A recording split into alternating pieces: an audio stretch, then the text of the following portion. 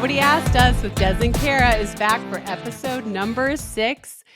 I'm Kara Goucher, and I'm joined by Desiree Linden. Des, how are you today?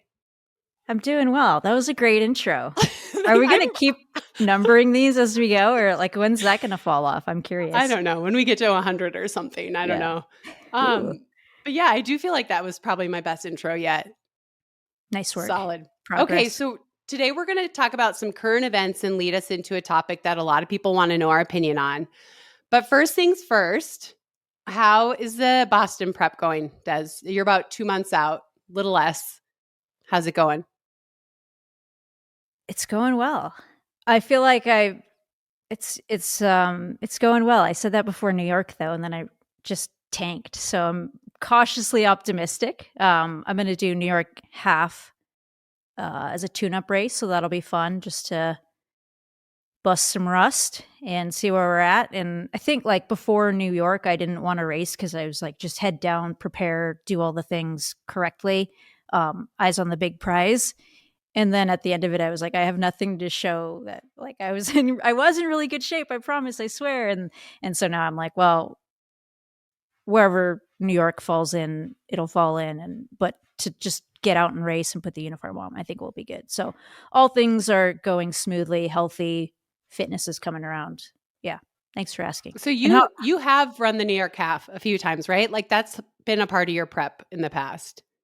Yes. Yeah, I've done it a number of times, never very well because it's like right in the thick of marathon training. And for a long time, the philosophy was like, we're not tapering. We're going to go and do it 16 miles the day before and good luck.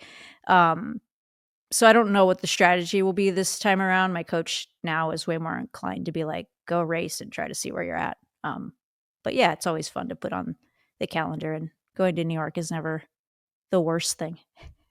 No, it's always fun. I raced there a couple of times too. I love that race. Yeah, you've done pretty well in New York in general, just Millrose and New York half, New York full. So it treats you pretty well. You're just back from calling a few races. How did those go? How's the season kicking off? It's good. It's good. Yeah. So the indoor season is done now. I have a calendar from NBC that was different than what everyone else had. So I'm kind of assuming that you're doing some track meets that I'm not doing. But it was good to get back in the booth and be along the team again. And Trey Hardy was only there for the national championship. So that was fun to have him back. Like I don't know if you guys watched, but the field really got to shine at the indoors. In Anna Hall, I don't know why we consider the pentathlon field because she does everything, but Fair. she really was amazing at the meet. It was fantastic, and Trey got to talk about her, and it was pretty fun. So we do want to talk about those events, right? We want to kind of give some background, but I kind of want to start with World Cross Country. Did you pay attention to World Cross Country, Des? Very loosely. There was a lot going on, but yeah, I had some eyes on it. Yeah. Yeah. Fire away. So what do you think? So in the women's race, everyone thought that Gide was going to win from Ethiopia. She had opened up a really big lead. And then down the home stretch, she started to really struggle. It apparently was like upper 80s and super high humidity. And she actually collapsed like 30 meters from the finish line, which it was hard to see. Did you see that clip? I did. Yeah, I think that's the crazy stuff that happens in cross. Like I immediately think of Cooper Tier finishing NCAAs, and you're like, when the clock's not important, it's like people go to the depth of the well. Like they just find new areas that are untapped. And like, I feel like that's what we saw, which is really exciting because you're like, someone's getting everything out of their potential, but you also want to get across the finish line and, make sure she's okay. But that's just the competitive nature coming out there. So a little bit of it's like thrilling where you're like, this person gave everything. And then you're like, oh my gosh, I hope she's okay. Right. So 3 women went by her. Beatrice Gibet won. And then I guess her coach went out to try to help her. And because of that, she ended up getting disqualified. He helped her across the line. But it was kind of scary to see. I mean, we see that, like you mentioned Cooper Tier, but really we don't see that much. I feel like we see it more in triathlon where people have been on their legs forever. And you're like, why is it happening now when you can like see the finish line? You're so close, you know? But it's just like the brain can't take it anymore and the body, it can't override the body anymore. But Yeah, on the, what do you no, think go ahead. about like if you're the coach, how long do you watch that? Like when do you step in? When are you like, she's okay. She like we don't want her to be DQ'd for team purposes. Like I can't imagine making that call because they obviously were just like, boom, let's grab her. And then she looked, like she had the assist and then she crosses the line and it's okay. I don't know. I Yeah. wouldn't want to be in that position. I wouldn't want to be in that position either because her eyes rolled back in her head when she fell, right? Like you don't want to mess around with that. But at the same time, she was able to, once they helped her a little, get across the line and then she would have been fourth. And obviously that would have helped her team. So, but I have to say, watching Cooper Tier was really painful at cross country. What was that? Was that in 2022? When was that? Or 2021? I can't remember. Recent. They all blend Yeah, or together. maybe it was like the winter version of cross country last year because of COVID or something. Sounds right. But it was really hard to watch. And like there, I was like, someone needs to help him. Like that, someone needs to help him. But he kept crawling. But then he was being interviewed after and he was like totally fine. So it's crazy how quickly it hits you, but then how quickly you can recover. It reminds me of Alex Hutchinson's, I think that's the name, his book Endure, where it's like, is it the mind or is it the body? And like they collaborate, but then they also have their own agendas. And like to watch that in real time is just fascinating. It is. Well, on the US side, it was exciting too because both I always call it junior, but apparently we don't call it junior anymore. It's U20. But the U20 men and women both got bronzes as a team. This makes me excited because it's not like one kid went out there and ran this incredible race. For them to get a team medal, there had to be multiple people that ran well. And so I just feel like that's exciting about what's the future of American distance running. There's some good talent coming up. What were the stats on that? I think it's been like since the 80s since they've medaled? Have they even had the juniors that long? Since the men. And the women have never medaled as a team. So it was pretty cool to see. Like, and they all seem to run smart races. Like World Cross is crazy. Like people just go out sprinting like fully nuts. It's insane. And then the people, like when Shalane won her bronze, it was like that final lap. She just kept moving up and moving up. And it seemed like that's what I kept hearing from the athletes was that the coaches really harped on them to run your own race. Don't worry about the front. And they just kept moving up and through. So it's pretty cool. It's pretty cool to think like the US has some good talent coming up and more than just one person, like a depth of talent. Yeah, that's exciting. And that's like a level of maturity in racing that you put that into this under 20 kid who's got so much potential or has him or her has so much potential in front of them. It'll be exciting to see where they go. It will be exciting. So the same weekend as that was the USATF indoor meet, which made me have a lot of thoughts about why are we not sending, like, why are the best athletes not going to US indoors? There was a few really great, all of the fields were great, but there was a few big stars in each event, but not what we had seen at the meets leading up to USATF indoors. So I don't know if you paid attention, but do you have any thoughts on that? Money. Yeah. Okay. So that's the bottom line, right? Like Ryan Krauser on the same day is the USATF indoor meet threw a world record at the Simplot Games. And so it's hard, like as a sport, we say we're struggling as a sport, we're struggling to get attention. And then we have a US championship and the athletes, and again, there were some really thrilling races and there were some great athletes there, but it wasn't the depth of even the week before at Millrose Games, or certainly not the depth that we see at the outdoor championships. And so that must be it, right? It's just not worth it financially to go. I pulled up a tweet from Karen Locke, an agent, and it was like a back and forth conversation about why Ryan's not at the meet. She says, money and performance records are often mutually exclusive. RC is the best man ever to put. He trains for high performance. Idaho is now equivalent to Berlin Marathon / Kipchoge. That same day, 400-meter women's world record fell, and she says 400-meter women's world record likely had no prize money today. But she's incentivized to run fast, so it's still a very lucrative day, one would assume. Right. So, it's just chasing marks. Is that exciting? Particularly for indoors. I mean, this is all feeding into the larger conversation. It is. I know. And, I understand distance athletes up in Albuquerque, it's at altitude.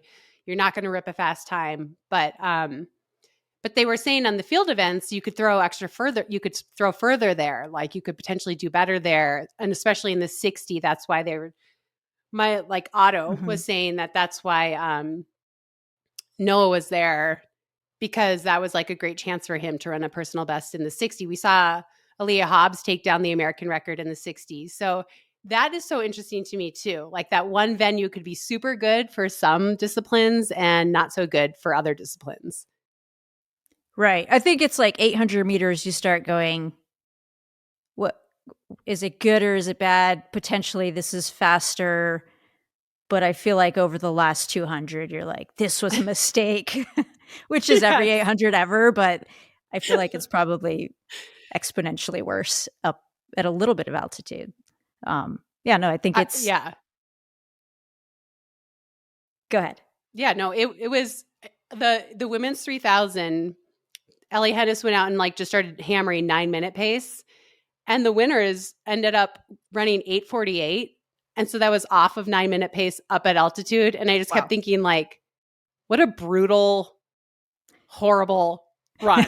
Amazing. Like Val Constein and Whitney Morgan were literally coming down the home stretch side by side, gutting it out. Amazing race to watch, but so painful, right? At that point in the 3000, everything is screaming at you to stop. Oh, yeah. I mean, and it showed, I ran the 3K there many years. It would have been in 2009. And I had the world standard prior. And I'm like, I just got to finish in the top whatever because no one's getting the standard today. And the standard was 9 flat. So it kind of puts in perspective how fast people are running. It didn't get easier up there. So that effort's huge. And I know that it's super tough because you're like, I'll just take the safe bet and hope that no one can get the standard today, because running for a standard would be really, really hard up here. Totally. And okay, so we're talking about fast times. We have to talk about the madness at Millrose Games. Were you able to watch any of those races? Yeah, I think you have to a degree, preface with BU, because it was you would know that was coming if you saw what happened at Boston a couple weeks prior, and the American record in the 3,000 meters, all the sub 13. And even that same weekend, the women ran at BU, and there was sub 15 indoor 5,000 meters. So it's this sort of snowball thing going on. And you knew people were ready to rip, and then they put together these phenomenal fields at Millrose. Millrose was like the Oprah show. You get a record, and you get a record, and you get a record. It was crazy. The collegiate record, American records. I mean, it was really exciting to watch. The women's 3000, Alicia Munson won, and she ran 8:25:05, and she had to dig for it in that final quarter. But it was blowing my mind how fast everybody's running, right? And then in the miles, it was the same thing. The men's mile was, I want to say 3:47. 3:47 for a mile. Well, so it was how he did it was just amazing, right? This big group together and competition. And then it was just all right, see you later. What was the last lap? Let me look up the results, but keep talking about Yard Negus, because remember the third lap, they slowed down a ton. And so it seemed like it had slipped away. His third, okay, I'm saying slow, but their third quarter, he ran 59:32, but his last quarter, 54:23. Right. It's just crazy. It was just madness. And national record, everyone behind him, PB, national record, straight down the list. So that brings us to a tweet that we both noticed by our dear friend, Trey Hardy. And he said, thought that has been rattling around in my head. Do all these running records falling make records less impactful? Will the sport fall back to being more about racing and winning every week? Does that ultimately help the sport move forward and find its place? So when you read that, you sent it to me. I did. What were your thoughts when you read that tweet by Trey? There's so much packed in there. I mean, everyone is chasing fast times and records. It's shifted, I think, particularly in the men's 1500, it's like this has become a race tactic. So there's that part of it. Like this has actually become the best way to win. And Ingebrigtsen knows that. And, you know, he's racing guys like Chariot and Whiteman and Josh Kerr, and they all know that. So it's like now it's just going to be let's take chance out of this and just go fast. So it's tactical still. But as far as like every week and every race, like during COVID, like this break when all the races are off, I'm like, what is there to do right now? And you could go run Marathon Project and run a fast time.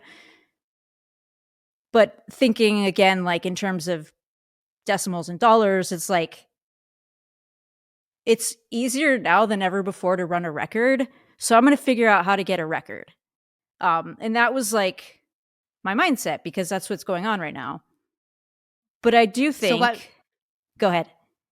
I was going to say, don't leave it there. Tell us what record you went and absolutely destroyed. Yeah, so it was like, let's set up a 50K record. Like right now, if you aren't running a record, you're either not thinking about it the right direction or you're not that good. Like you can find a record and you can figure out how to set a record. And if you're not, like, you're not maximizing your contract. Sorry. So that was like my philosophy with that. And it was fine. We did it. We checked a box and it worked out just fine for me. But is it interesting? Is it going to stay interesting? Ryan and I have this discussion all the time, but it feels like it's going to be diluted eventually. So I think the sport is interesting because it's so rooted in history and everything's standardized, but we also have to reinvent what's going on and find new ways to sell it and package it and make it interesting. And how long these records are going to stay interesting, I think we're starting to see the tail of it, where people are going to go like, well, that happens every weekend. So people need to be thinking about the next thing. How do we repackage this? What's a fresh way to make this exciting? I agree. I feel like records were falling left and right starting in 2019. That's when I first started to see like really fast times. Then obviously after the pandemic. And if all our sport cares about is records, we're doomed because eventually it's going to go. I mean, I don't know. I'm curious what you think, but I think eventually we're going to catch up to the technology, which we're obviously going to dive into here. And things will become a little bit more normalized. And then we'll, like, you won't have these records every single weekend. And then kind of like what Trey was hinting at. So then is it boring again? Like, just like you said, what is it that we want to see and what do fans want to see? And I think they've been spoiled for the last few years with record after record after record. But how could that possibly stay? It can't, right? There has to be some point where it's like, okay, now this is the new normal. And now these are the new records. And I mean, do you think we can just keep going at this rate? This is it depends what the governing body wants to do with tech, right? Because Right. I mean, as a mode of transportation in terms of quickness, running is obsolete. So yes, we can keep finding tech that's going to get us there much quicker. Like, do you just want to make it car racing? Then we can do it. So, I mean, they've put stack heights and such on to try to limit it and say, hey, play within this space. But I don't think any brand is going, all right, this is good enough. We've caught up. Everyone's going, Right. what's the next game changer? And is that going to be sooner rather than later? And how much does it change things? So I think there's still a lot of room to see these records keep falling. And there's a lot of room for innovation and tech. Is it Yeah. still interesting? Well, that's the question, right? So, Track and Field News had announced that they weren't going to keep track of sub 4 minute milers after this year because it's just happening so frequently. And people like lost their minds. And so they said, okay, we'll still keep doing this. But I want to read this to you. This is the number of sub 4 minute milers in collegiate D1 competition. In 2014, there was 26 D1 athletes that win sub 4. In 2019, which is pretty much, I think, before college kids got shoe tech, 35. This year, there's been 115. And I'm not trying to downplay the athletes. Like, people get really, really offended. It's not just the shoe. Of course, it's not just the shoe. It's an incredible athlete who's trained hard, who has the aid of the shoe. But do we really think that between 2019 and 2023, 85 or 80 more athletes, like 80 more athletes hit that barrier? Do we think that training has improved that much? I mean, it's just like, be logical. No, it has to be not all, but in part to shoe tech. And so that brings up the bigger conversation of, like you said earlier, we've had these marks that we've been able to compare to throughout the time of sport. And there have been big changes, right? We went from cinders to, I mean, what do you call a track now? I can't even remember. Rubber? Synthetic, Mondo. Synthetic, yeah. And I mean, I would argue that, well, we'll get into shoot tech more, but we have seen these changes, which obviously changed our sport. But this is changing it in a way so quickly that it's hard to know what to make of anything anymore. And it's kind of sad that the 4 minute miler, I hate to break it, but it doesn't hold the same, I hate to break it to people, but it really doesn't hold the same esteem as it did even 4 years ago. Right. Like you have to do that to get into the NCAA meet. Like you have to. And then you're still on the chopping block. So now the prestige is like, did I get into the NCAA meet? And that still holds it. Here's a question for you, hypothetically. What if you took the clock down? Could you package that and make that interesting? Still 1,500 meters, like whatever, the fans can do whatever they want to do. No coaches yelling splits. Like there's no clock. Like, do you think that would make for interesting racing, or would people be like, I can't do this? I mean, I believe it could make for interesting racing. It's for the exact same reason why I always raced New York and Boston, because those races aren't calculated, let's go rip a fast time. You actually have to race, and you have to feed off of your competitors, and you have to decide when's the right time to make your moves and things like that. So I think it could be interesting. I think what you're getting at, or what I'm taking from what you're saying, is the sport has changed so much from competition to time trialing and getting PRs and records and things like that. And not that that's bad, but I do miss just head-to-head competition. And that's why I think I enjoy the championships a lot, because typically you see that. And you alluded to the men's 1,500 and how that has changed. I saw an interview with Ollie Hoare, and he said when Centro won the Olympic gold in that big, like, slow sit and kick race, it kind of woke everybody up, like, oh, like, we need to make it harder. And so not that Centro didn't earn that gold medal, but we want it to be harder the whole way through. And that's what Jakob Ingebrigtsen has really done, is gone out, and Timothy Chariot too, but going out and making every round, the first heat, the semifinal, the final, they're all from the gun hard. And I like that. I think it's interesting to see people racing each other. And I thought it was interesting when Centro won. I thought it was, like, it's a sit and kick race. You don't know what's going to happen.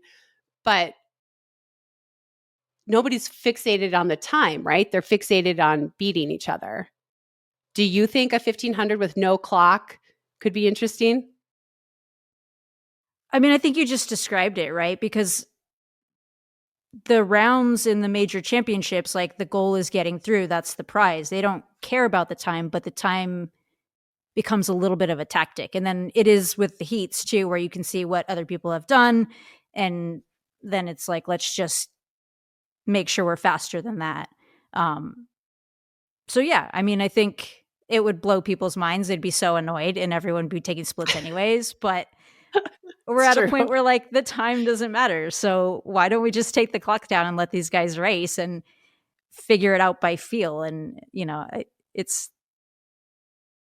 Not, it's never going to happen, but I think it would be a fascinating thing to watch. It would be fascinating. Okay, so a lot of people wanted to know our opinion on shoe tech. This is a dangerous topic. We don't want anyone to think that we're saying their PRs don't matter or don't count or anything like that. But I think we should definitely dig into it, especially I love your perspective since you competed before it and after it. So, when did you first hear about shoe technology, and did you think it was baloney when you first heard about it? 100%. You're like, this is like a marketing shtick, right? Like everyone has their foams and everyone has like their thing. And they're trying to sell shoes. So I get it, it's marketing. But I think it was like very secretly used. And then I heard about it in hindsight. Like it was like, huh. I remember those shoes at the trials looking like trainers, and I thought that was odd. Like there was a lot of shoe there, but I didn't think something new was going on. And that was around 2017, maybe. Like as that sub 2 project started kind of being unveiled. How about you? Yeah, I think it was around similar time. I actually heard from people that had been part of a research project on the original, I guess it was the Vaporfly, the original Vaporfly, because it was being tested at CU. And this person was like, no, like it's an average of 4% economy, like energy. And that's just the average. Some people get more, or some people had less. And so then I was saying, well, what does that actually mean? What does 4% mean? And this professor broke it down for me, that it was meant like at a 2:30 marathon, potentially like 3 minutes. And I was like, I'm sorry, what? Like we have to compete against people who are doping, and now we have to compete against like, I didn't understand it all. I was still kind of in denial that it could work that well. Like, how could a shoe work that well? How could a shoe do that? And then as more research came out, it became very, very clear that shoe tech was absolutely affecting outcomes of races, or just off like changing the game. But I felt really angry when I found out. I'm going to be honest, because there were rules in place at the time, and the rules were like all new technology had to be approved. All technology had to be available to all. And you couldn't have something in your shoe that gave you an advantage over someone else. And I am a rule follower, right? And it was, everyone kept saying, well, some companies are more innovative than other companies. And I'm like, no. There's rules. And if we don't care about this rule, then why would we care about other rules, such as like doping rules? Like I'm just a rule follower. So I was really upset at first. I felt like, I don't know. I felt like maybe the race at the trials hadn't been fair. I just felt a lot of things, and it made me kind of spiral a little bit. But it sounds like you were a little bit calmer when you heard about it. How close to the trials did you start hearing this stuff? Like before, after, like, and then time frame wise? Because that's a hard thing to process getting fourth anyways. And then being like, well, there's this new something going on. So the trials were, I'm trying to remember it. Were they in February? I think they were in February. And then the Olympics, you would know because you raced there. Was that in August? That sounds right. Okay. So it was like kind of after that, in that fall into that winter, that I started hearing rumors from people. But I didn't know it was really, truly real. I think until like maybe the next year, whenever the shoes, like the general public started to get the shoes. And I could be wrong. Maybe that was even 2018. I don't remember. No, that was probably 2017. But I felt like it made me really think back to that race a lot, and where I made mistakes, and where maybe shoe tech was helping dictate the race, and the fact that it was so hot that day. And I was like, I thought I was in shape to run 225 to 226, but my coach was like, absolutely not. No one's going to run that fast today. It's not going to happen. If you run 230, you're going to get on that team. And so I played, and you like, that was a risk I took. Right. But but I do remember it being pretty aggressive up front, which surprised me for the heat that day. So anyway, I just started like thinking back to all these things. And of course, there were a couple athletes that were wearing them, and they're our friends. They're people that we run with. They're people that are good people, right? So that made it complicated for me too, because I didn't want to feel like I was accusing someone of something. Does that make sense? That's one of the trickiest things about the tech, and I think from being in the sport before and after and both sides of it, and you don't want to take anything away from what people are doing, but it's also like this is a different sport. Like there's a before and there's an after. There's a way you ran the marathon before, the way people would say it's such an unpredictable event, but it's totally predictable because at 20 your tank is empty and everyone's just it's a grit fest, right? And then there's after where it's a 30K and it's almost looking like half marathon. Like you can just go and there's no punishing point like there used to be. So when you see these crazy times and these changes in the sport, like when you've been in the middle of it, you're like, well, what does that really mean? What does that equate to? Like, it's kind of why the 50K was interesting. And I don't even think that's long enough, but you're like, where's the wall now?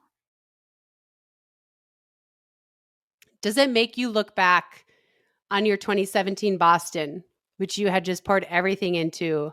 You knew you were fit. You knew you were ready. Remind me what place you got. Did you get fourth? I was fourth, yeah. You were fourth. And how many super shoes were in front of you that day? Do you remember? 2. Does it make you look back at that and think, does it make you feel angry? Or are you just like, no, it was what it was? It's super frustrating because you don't know what you're up against. And I was very fit, and I always wonder, like, was that the fittest I've ever been? And like, I don't think I would have won, but could you been knocking heads? Could you been picking people up late? It was just an in race moment where you're like, this is different. Like, I think Edna ran like 4:56 or 4:58 through like just past the Newton Hills. And the last time we saw something like that was Rita Jeptu, and everyone's like, we know what this is. She ran faster than men that mile. And like, we make our assumptions, whatever, but I never had that feeling about Edna. It was just like, wow, she's on a different level. That's amazing.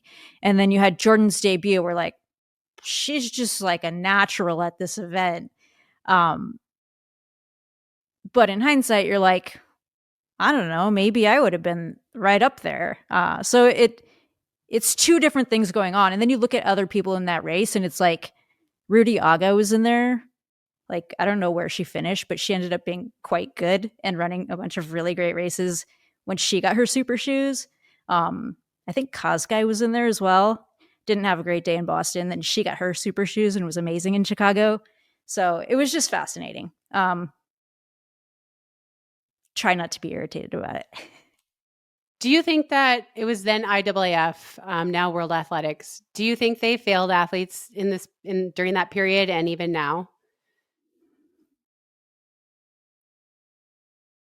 Sorry to put you on the spot. No, it's okay. I'm chewing through it. I don't know if failed's the right word. There's definitely a letdown. I don't know who to like point the finger at. And like when I think about it, I think immediately about the Sub 2 project, and they're trying to break 2 hours, but and this is my opinion, I think they were also trying to break the world record. So this thing had to be done in tandem with World Athletics. And it was like, help us make these legal, and every single thing, it was like, we want this to be right at the threshold. If we go too far, you're going to let us know and we're going to bring it back to legal. And that was done across the board on everything. And then it got to the end and it was like, if we want Sub 2, we need the pacers to do this. And we need to be able to have fluids. So we'll pass on the world record, But now we have the playbook for how to make everything else legal, and we can distribute that to every other athlete. So that's kind of how I look at it. And that part, again, it's hypothetical. I don't know if that's true or not. I've had conversations where I think it is. And that part, it's like strange from a World Athletic perspective. Like, you helped push that threshold and make sure it wasn't the positive test versus the negative test type of thing. Right. When Brooks first came to you and said they're going to join this arms race, the first time you put those shoes on, were you like, whoa, this is crazy?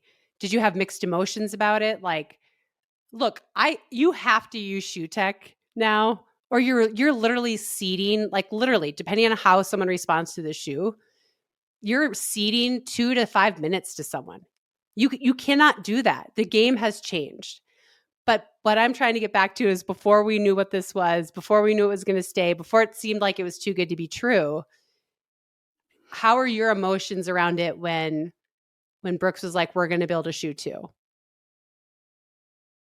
I have a lot of baggage with this because I think after that Boston, it was like, it has to be the shoes. It has to be the shoes. And then, I think if you're a Brooks loyalist, you're like, nah, I think it's just you. Like, our product's really great. Like, I think it's, and I'm not saying this was from Brooks, just saying like people in the corner were like, you're just not what you used to be. And this is a really phenomenal debut by Jordan. There's a great run by Edna. And so you go like, okay, it's probably in my head. Like, it was almost like, in hindsight, like feels like gaslighting. It was like, no, this isn't happening. And then the more races I watched and the more people you saw have these massive jumps, like a Rudy Aga or a Kosgei or whoever it was, you're like, nah, it's the shoes. Like, it has to be. And we have to get competitive. And if we don't, like, literally you are standing on the start line when the race goes off, and it's like, hey, wait 3 minutes before you get to start, because that's the difference.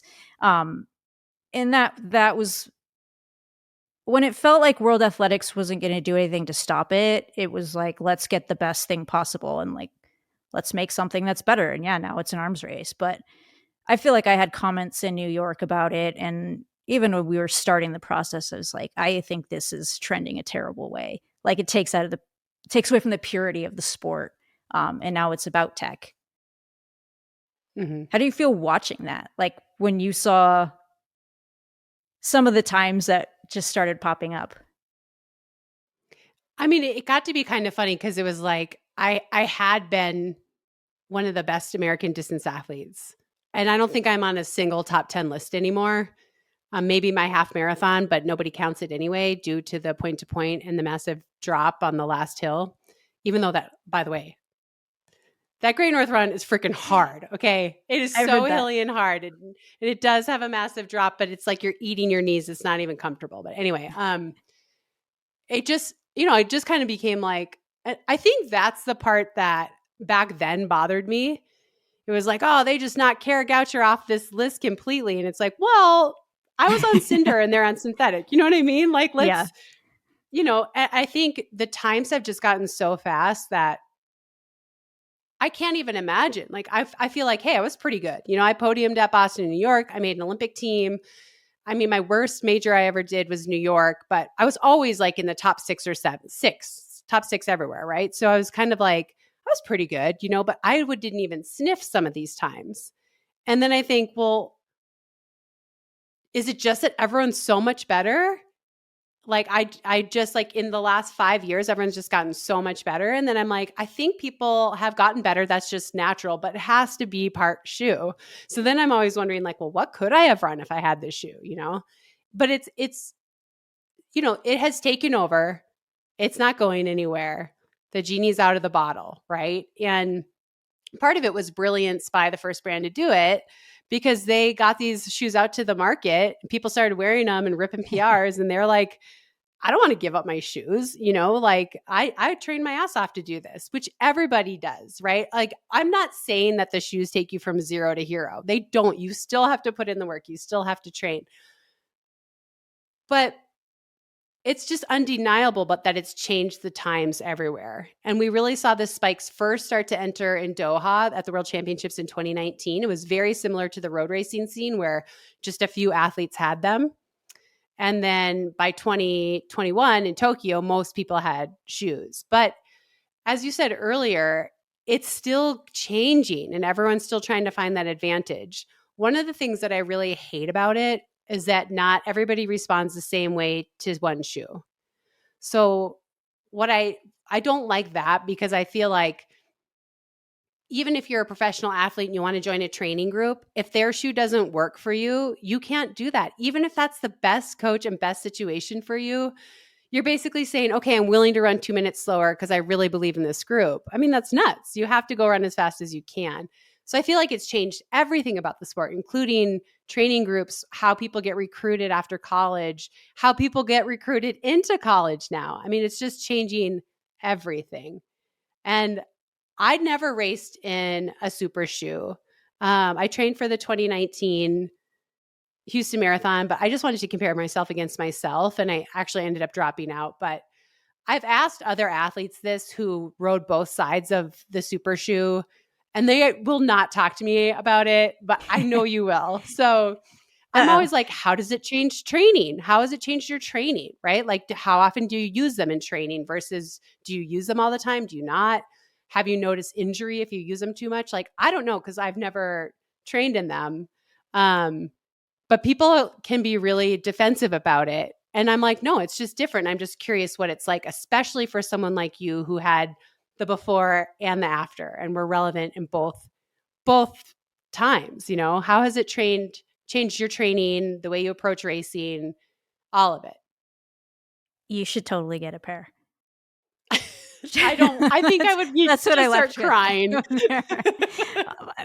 Like, I feel like the knowing is like necessary though, because then you can start doing the like, okay, I could see how I fit into this equation. But I mean, I'm like just an old timer, and I do stuff like try to do stuff in the traditional way, and it's probably not smart. I think I just had a long conversation with my coach the other day about recovery and like how I do too much work because I'm used to like grinding it out. Like, um, and so there's like definitely aspects of these foams and like making sure you can do harder work faster and recover quicker. And that's like brilliant, right? Like it could, in theory, extend your career. You can run faster paces and not be as beat up, recover quicker.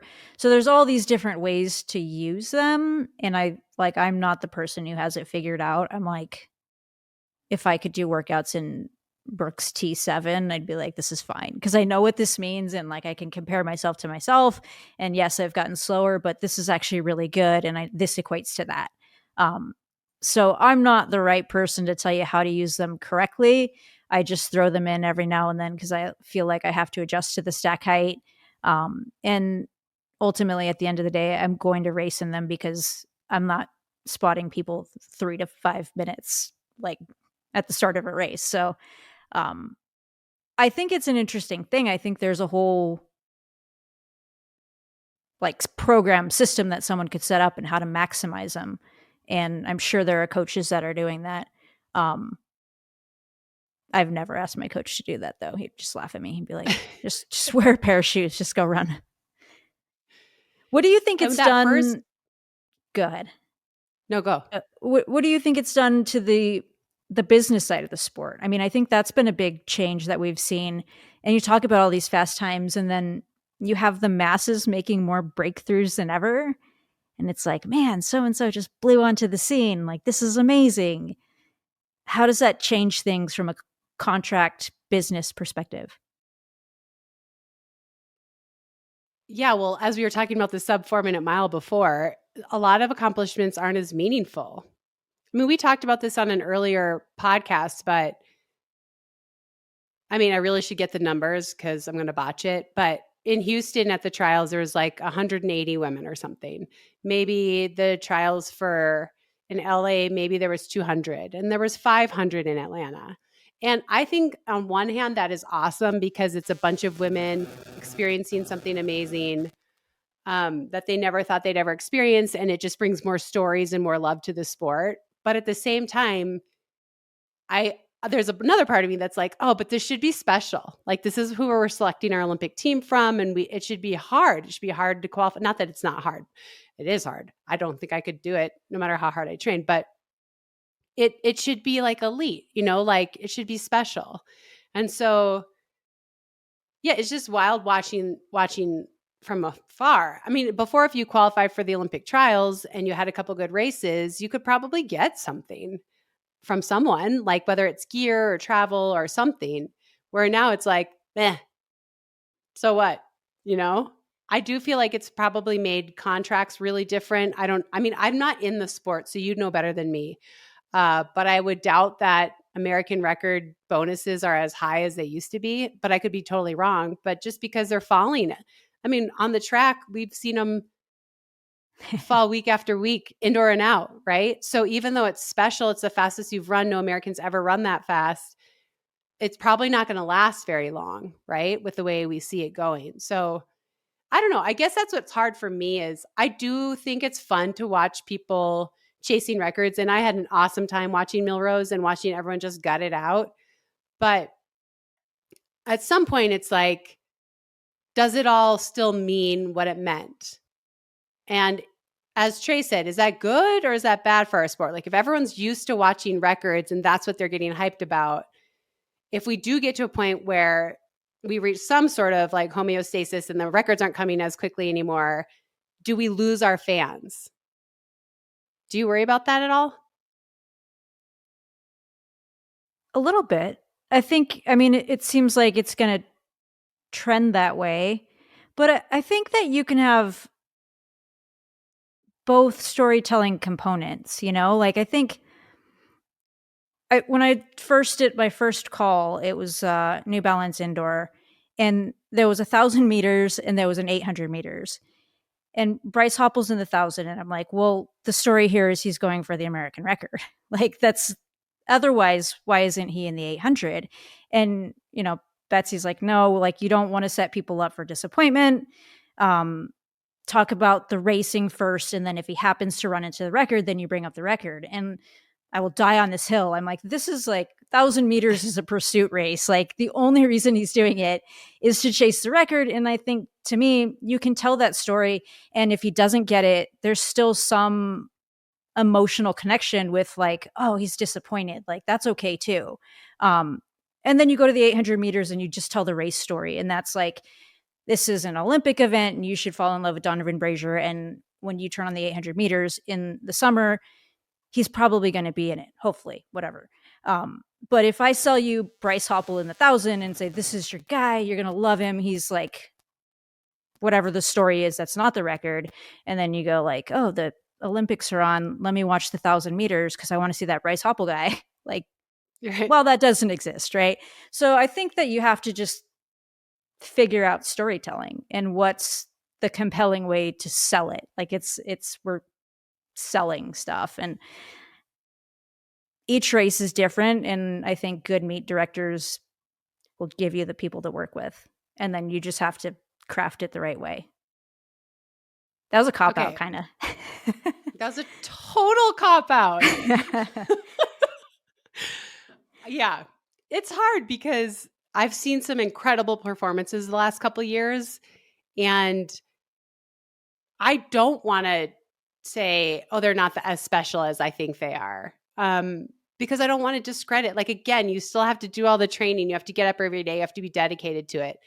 But it's hard for me with the lens that I have, which is that we were just wearing flats as thin and as light as you could get them, to like, when people will talk to me and they'll say, well, the advances in shoe tech. And I'm like, I'll never get used to that our shoes could potentially affect the outcome, right? Because again, like you, I'm a purist. Like, that's just how I grew up. But this brings me to a question I have for you, because I have a child who is running and he wants super shoes so bad because the kids he races have them. Most of the kids on his team don't. A couple do. But he wants them because he doesn't, he knows that mom's still bitter about the 2016 Olympic trials. Good. Yeah, and he doesn't want to be, he doesn't want to give anything away either. And I'm always like, you're too young. You're still developing. Like this short circuit's like what your leg needs to do. Your leg needs to flex. The Achilles needs to take it all. Like that's short circuiting that. You don't want that pressure while you're developing. Um, but it's just wild because he's 12 and he races kids that have all that. And again, I don't think the parents are doing anything wrong. I think they're just getting their kids the best equipment. But what would you say to a parent of a child that's younger and still developing, just based on your own experience? Would you recommend super shoes? I would not talk to anybody that I didn't have to. I'm not giving parental advice. I'm just kidding. Okay. Just talk about youth advice. No. I would, I mean, I think, and we clearly have the same mentality here, but I think what you said is exactly true. Like, you need to build up your strengths and do it in the most natural way for as long as you can. It's like, I think about kids who get put in those like little walkers and they sort of stand up and they kind of like crawl around, but they should be crawling. And there's like a cross crawl pattern that develops in your brain that when people put their kids in those, like, it's development, you're shortcutting development of what should be naturally happening. And there's got to be something to that with putting on super shoes, and like you're still developing, you're building strength. um and I don't even think about it from a competitive standpoint, but then you bring in the recovery standpoint, you're like, well, I guess you can do more of that if you can recover better. So maybe there's a element of bringing them in occasionally.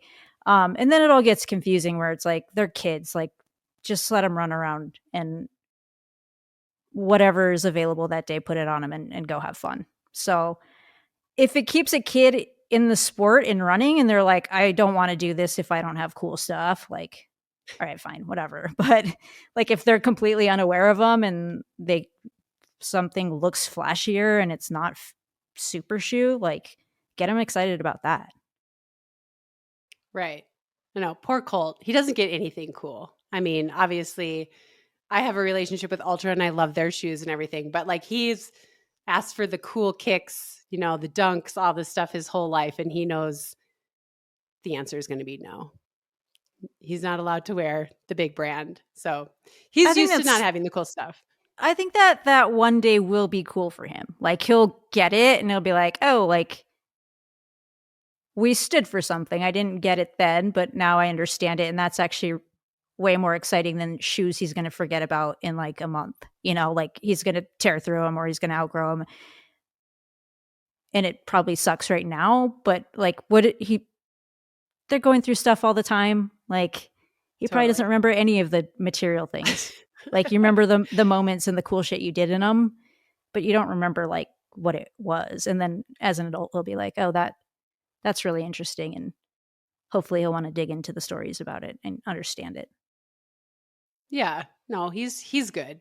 I mean, yeah, everything you just said. I know the level he can understand it, he does, but sometimes he just wants to be like everybody else and wear the new cool super shoe, but it's not going to happen. Sorry, Colt. Um, okay, so basically we've aired our grievances on super shoes, but let's try to make this positive because I feel like I'm being a curmudgeon and I'm going to get accused of it. So, with super shoes and the way it's changed racing, what is there anything that you've liked about it? I think there's a lot of perks. I think the records do get eyeballs on the sport. That's fascinating. I mean, watching someone go sub 2 hours in a marathon was just like, doesn't matter what all was involved with it. You're like, wow, the human body just did something miraculous. I never thought I would see that. And then you have your feelings about it all afterwards. But like, just watching that event that's pretty incredible. I think there's going to be longevity. I think there's getting more people into the sport because it's easier. Not easier, but it's like, it feels easier and they can recover. And like, there's something about giving the element of speed to an average person and making that accessible. Like, no, it's not reserved for these people. Like, you can have a product that helps you go fast and you can appreciate going fast, and it unlock some of your potential. So I think those are all great things, and they're all good for the sport, and they're all good for running in general. So it's not all bad. It's just wrapping your mind around the tip of the spear stuff. And again, I think we're in a weird spot because we've been in before and after. And that's just a weird place to have been. So we're like, it's a very small group of people that Right. experience We're that, about to right? become extinct. Pretty Yeah, much. Yeah. Yeah. we're about to be extinct, and no one will have these conversations anymore because they won't Right. know that there was pre-tech. So this will be fun. What do you think the sub 4-minute mile is now? I don't know. That's a question for you. Answer that question for I me. think it's 3:55. I think it's about 3:55 something. Okay, I'm not going to ask you about someone else's marathon time because that would be super awkward. But with Shoe Tech, what do you think your Boston 2011 would have been when you ran 2:22 on Boston, which is a hard course? But we had a Based on your crazy experience. tailwind. We still have the tailwind. That's fine. Now we have Yeah, tailwind exactly. and super shoes. What happens? I don't know. I have no grid. I mean, maybe that's the day I could have gone under 220. Yes, say it out loud. It's like Yeah, 3 minutes. You could have I gone under know. 220. The thing that's so funny about that race, and this is like the cyclical argument or conversation we're having, is like, I didn't even know what time I was running. Like, I crossed the finish line, was super mad about being second. And like, the clock, I don't know when I realized what my time was. It was like way later, but it wasn't a thing that was even on my mind. So I think I was fit for 224 that day. We got the little boost with the tailwind. I'll give myself a sub 220. Yeah, absolutely. So I've talked to Frank Shorter about this, and he's like, we should just say our PRs are different. We should just lead with that when we meet people. Be like, oh, I actually ran 206, or I actually ran 221, or whatever. Like, we just were joking about it. And of course, we're old and we'll never be able to race, but it's kind of fun to think about, to reframe it to what the times are like now. What does Frank Shorter say? And what would your PR be? You ran great that day too, in 11. Yeah, but you're right. I ran 224 high, I think, and I was not in 224 shape. Like, my workouts, like, I had ripped a good half, but I was always kind of able to rip a good half. But like my really long stuff, I wasn't ready to run 224. So I don't know. That it was my PR though, which is wild to think about because I was like had a baby and everything was going wrong. But I don't know. I mean, maybe 221, maybe, which would be fun to say. But 221's nothing anymore. It's been 221 is like, decided. oh, Go up sad. to update your Wikipedia page. Yeah. I mean, it is fun to see the records broken. It's fun to see people like really dial into something. Like I said, I really enjoyed Millrose. And it was fun to see people like really just go for these outrageous times. I think what's weird for me is the comparison game over the years and over the generation of athletes. It's like,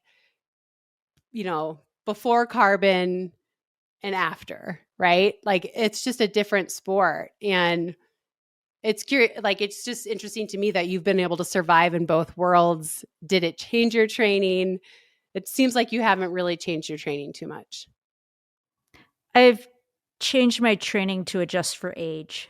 That's like I'm hanging on here. So it's Inevitable. just it's a tough thing because it's like you're naturally getting slower as one should be as they age or plateauing at least. And the front end is getting so much faster. So it's just sort of like the aging process feels like it was just accented. It's like, oh, this is so much worse than just like naturally slowing down, and everyone else is also getting faster. So it's an interesting time to be in the sport, but a couple more years. It'll level out, or you'll be in the No, sport. I'll level out. You're like, I'll be done. I'll peel out. Okay, so I'm not an expert on this because I've never really worn super shoes, but just in closing, for all of our listeners who probably do wear them, because if you don't, you're kind of crazy not to. What would your advice be just on how to use them properly?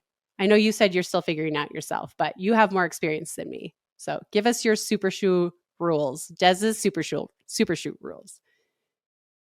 I think do what makes you happy, right? Like if you have to adapt to them no matter what. So that's like very minimal. Let me do a couple long workouts in them, but they're kind of a fun tool to figure out how they work for you. And I think that's sort of the joy in it. Like some days you just want to go with your old thing and feel like the traditionalist. And then some days you can play around with it and figure out like, how does this amp up or heighten my running experience? And that's kind of a fun part about them is they're a puzzle for everyone. And as much as they are like certain people respond a certain way, like you can bring them into your training in that same sort of way. Like I want to use it all the time, or this is just like the sharpest knife for when I go to battle on race day. And it's all an experiment of one. So I have no answers for that. I think it's like just play around with it. And the cool thing is it gets you motivated to get out the door, right? Like, oh, I want to figure out how to work this into my routine. Like you're probably going to start running more. And then when you start running more, running's going to be a little bit more fun because you're going to get fit. So that's what I think. Solve the puzzle in your own training with them. I love that. Well, super shoes are here to stay. So I have to learn to embrace them. I love your advice to everyone. And thanks for talking with me about something that can feel uncomfortable. So I appreciate you being willing to talk to me about it. Absolutely. All right. That's it, everyone. Thanks for joining.